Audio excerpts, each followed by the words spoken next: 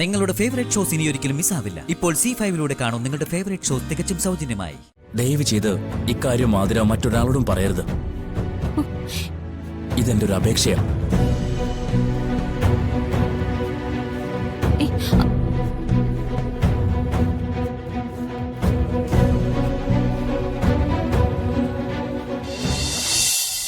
നീ എന്നെ വെല്ലുവിളിക്കാണോ?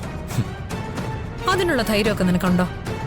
തെറ്റ് തിരുത്തി ഒരു നല്ല ജീവിതത്തിലൂടെ മുന്നോട്ട് പോകാൻ വേണ്ടി ശ്രമിക്കാൻ ഞാൻ. ഈ കുടുംബവും ഇവിടെ ഉള്ളവരും ഇപ്പൊ എന്റെ ജീവിതത്തിന്റെ ഭാഗമാ. അങ്ങനെ നോക്കുമ്പോ അവർക്കെതിരെ നീ ചെയ്യുന്ന എന്ത് പ്രവൃത്തിയും എനിക്ക് തടയേണ്ടി വരും. അങ്ങനെയാണെങ്കിൽ അവർക്ക് വേണ്ടി മരിച്ചു വീഴാനായിരിക്കും നിന്റെ വിധി.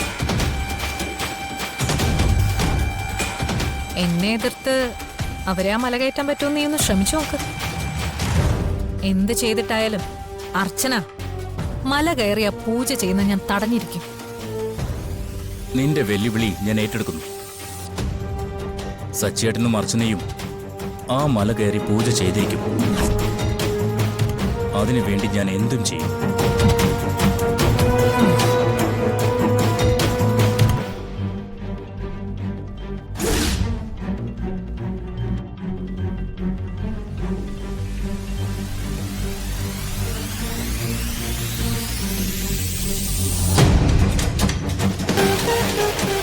അത് ശരി. അപ്പൊ ഇവൻ നന്നായിന്ന് പറഞ്ഞതെല്ലാം കള്ളമായിരുന്നു. അവന്റെ കെട്ടത്തിയോടൊപ്പം ചേർന്ന് അച്ചുചേച്ചിയും സച്ചേട്ടനും പൂജ നടത്തുന്നത് തടയാനാണ് ഇവർ ശ്രമിക്കുന്നത്. ഇതങ്ങനെ വിട്ടാൽ പറ്റില്ലല്ലോ. ഇത് ചോദിച്ചേ പറ്റൂ.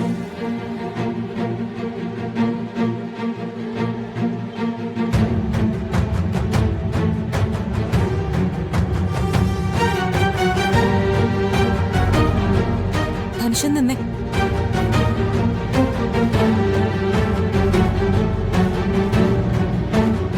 എന്താ ധനുഷിന്റെ ഉദ്ദേശം? എന്തുദ്ദേശം? അവന്തികേട്ടത്തിയോടൊപ്പം ചേർന്ന് എന്റെ ചേച്ചി ആ മല കയറി വഴിപാടുകൾ നടത്തുന്നത് തടയാനാണോ നിങ്ങൾ രണ്ടുപേരും കൂടി ശ്രമിക്കുന്നത്? ആതിര എന്നെ തെറ്റിദ്ധരിച്ചതാ. എനിക്കൊരു തെറ്റിദ്ധാരണയും ഇല്ല. നിങ്ങൾ രണ്ടുപേരും കൂടി സംസാരിച്ചത് ഞാൻ കേട്ടതാ. ഞാൻ സംസാരിച്ചത് ആതിര കേട്ടോ? കേട്ടെങ്കിൽ ആതിര ഇങ്ങനെ പറയില്ലായിരുന്നു. നെല്ലശ്ശേരിയിലെ മരുമകനായി ഈ വീടിനകത്ത് കയറിയപ്പോഴെങ്കിലും ധനുഷ് നന്നാവുമെന്നാ ഞാൻ കരുതിയത്. പക്ഷെ ഇപ്പൊ എനിക്ക് മനസ്സിലായി, ധനുഷ് പഴയതിൽ നിന്നും ഒട്ടും മാറിയിട്ടില്ല. ഞാൻ പറയുന്നൊന്ന് വിശ്വസിക്കണം പ്ലീസ്. മല കയറി വഴിപാട് നടത്തുന്നതിനെ കുറിച്ച് ഞാനും അവന്തിക സംസാരിച്ചു എന്നുള്ളത് ശരിയാ. ഒരുപക്ഷെ അവന്തിക സംസാരിച്ചത് ആതിര കേട്ട് കാണും. എന്നാൽ ഞാൻ അവന്തികയോട് സംസാരിച്ചത് ആതിര കേട്ടിട്ടില്ല. എത്രയോ നാളുകളായി എന്റെ ചേച്ചി ഒരു കുഞ്ഞിനു വേണ്ടി കാത്തിരിക്കുന്നു. അവർക്ക് ദൈവം നൽകിയ ഒരു അവസരമായത്. അത് മുടക്കാൻ ദൈവവേദ ധനുഷ് കൂട്ടു നിൽക്കരുത്. ഞാൻ ഒരിക്കലും അങ്ങനെ ചെയ്യില്ല. അർച്ചന എനിക്കും സ്നേഹിക്കും ഇപ്പൊ ദൈവത്തെ പോലെയാ. പറച്ചിലൊന്നും പ്രവൃത്തി മറ്റൊന്നും. ഇങ്ങനെ കള്ളം പറയരുത് ധനുഷ്. ഞാൻ ഒരു കാര്യം ഉറപ്പു തരാം. എന്തൊക്കെ പ്രതിസന്ധികൾ ഉണ്ടായാലും അർച്ചനയും സച്ചേട്ടനും ആ മല കയറി അവിടുത്തെ ക്ഷേത്രത്തിൽ വഴിപാടുകൾ നടത്തിയിരിക്കും. അപ്പൊ പ്രതിസന്ധികൾ ഉണ്ടാവുമെന്ന് ധനുഷിന് ഉറപ്പാ അല്ലേ?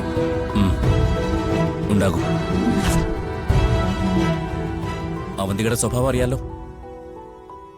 അർച്ചനയ്ക്ക് ഉടൻ കുഞ്ഞുണ്ടാകുമെന്ന് അറിഞ്ഞതോടുകൂടി അവന്തികയ്ക്ക് അസൂയ മൂത്തു നിൽക്കുക.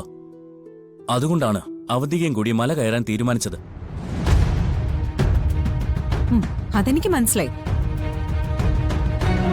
അതില് ധനുഷിന്റെ റോൾ എന്താണെന്നാ എനിക്ക് മനസ്സിലാവാത്തത്. ഇനി ഞാൻ പറയുന്ന കാര്യങ്ങൾ തൽക്കാലം നമ്മൾ രണ്ടും മാത്രമേ അറിയാൻ പാടുള്ളൂ. അവര് മല കയറി തിരിച്ചിറങ്ങി വരുന്നത് വരെ ഇക്കാര്യം ആതിര ആരോടും പറയരുത്. കാരണം ഒരു നല്ല കാര്യം നടക്കാൻ പോകുന്നതിനിടയിൽ ഈ വീട്ടിൽ ഒരു വഴക്കുണ്ടാവാൻ പാടില്ല. ആ വാക്ക് ആതിര എനിക്ക് തരണം. ഞാൻ വാക്ക് എന്നിട്ട് എന്തിനാ? പറയാം. അർച്ചനയും സച്ചേട്ടനും മല കയറി വഴിപാടുകൾ നടത്തുന്നതിനിടയിൽ പല പ്രതിസന്ധികൾ ഉണ്ടാവുമെന്ന് ഞാൻ പറഞ്ഞല്ലോ. അതിൽ ചിലപ്പോ അവരുടെ ജീവൻ വരെ നഷ്ടപ്പെടാൻ സാധ്യതയുണ്ട്. എന്നാ അവരെ സഹായിക്കാൻ വേണ്ടി ഞാൻ എന്റെ കഴിവിന്റെ പരമാവധി ശ്രമിക്കും. ഒരു കുഴപ്പവും കൂടാതെ അവര് വഴിപാടുകൾ നടത്തി മലയിറങ്ങി തിരികെ വരും. ഇതെന്റെ വാക്കാ. ഇത് ഞാൻ എങ്ങനെ വിശ്വസിക്കും?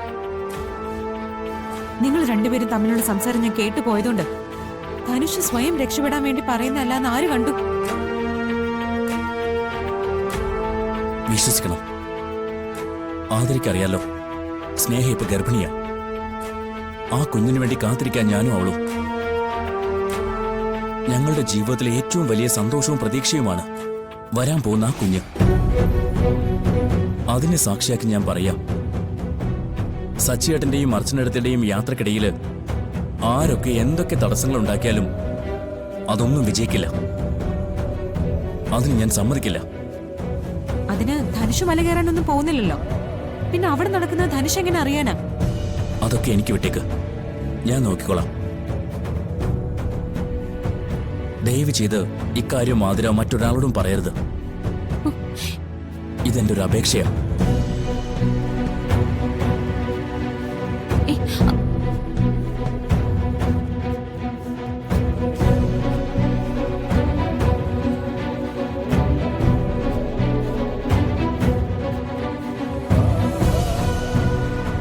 ധനുഷ് പറയുന്നത് ശരിയായിരിക്കും.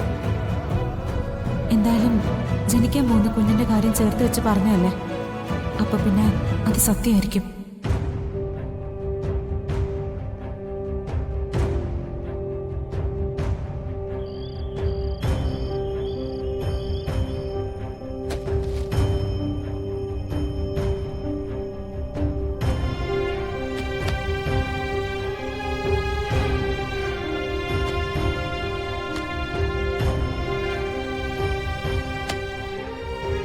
രണ്ടു ദിവസത്തേക്കുള്ള ഡ്രസ്സുകൾ മാത്രം എടുത്താൽ മതി. മല കയറുമ്പോഴേ അധികം ഭാരമൊന്നും എടുക്കണ്ട. സച്ചേട്ടാ, അവന്തിയേട്ടത്തിയുടെ കൂടെ നന്ദേട്ടൻ വരുന്നുണ്ടോ? ആ, എനിക്ക് ഒരു ഉറപ്പുമില്ല. പിടിച്ചു വലിച്ചു കൊണ്ടിരുത്തിയോണ്ട് പൂജയ്ക്കിരുന്നു. അല്ലാതെ നന്ദേട്ടൻ അതിലൊരു ആത്മാർത്ഥതയുണ്ടെന്ന് എനിക്ക് തോന്നുന്നില്ല. അച്ചു, പാക്കിങ് ഇതുവരെ കഴിഞ്ഞില്ലേ മക്കളെ?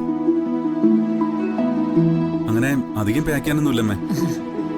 2 ജോഡി ഡ്രസ്സുകൾ എടുക്കണം, അത്രേ ഉള്ളൂ. ആ മലമുകളിൽ താമസിക്കാൻ എന്തൊക്കെ സൗകര്യം ഉണ്ടെന്ന് പോലും അറിയില്ല. ദൈവങ്ങളുടെ അനുഗ്രഹം തേടിയുള്ള യാത്രയല്ലേ, കിട്ടുന്ന സൗകര്യത്തിലൊക്കെ താമസിക്കണം. ആ മോളെ, ദാ ഇത് അലമാര കൊണ്ട് വെച്ചേക്ക്. അമ്പലത്തിൽ പോയിട്ട് വന്ന ശേഷം രാവിലെയും വൈകിട്ടും ഇത് സേവിക്കണം. ഇത് എന്താ? ആ, ഇത് നമ്മുടെ അമ്പലത്തിൽ തിരുമേനി പൂജിച്ച് തന്ന നെയ്യാ. അമ്മയ്ക്ക് വഴിപാട് നേർച്ച ഒഴിഞ്ഞ സമയമില്ലെന്ന് തോന്നുന്നു. നിങ്ങൾക്ക് വേണ്ടിയല്ലാതെ പിന്നെ വേറെ ആർക്ക് വേണ്ടി പ്രാർത്ഥിക്കാനാ? ഡൗൺലോഡ് ചെയ്യൂ C5 ആപ്പ്. കാണൂ എല്ലാ എപ്പിസോഡുകളും സൗജന്യമായി.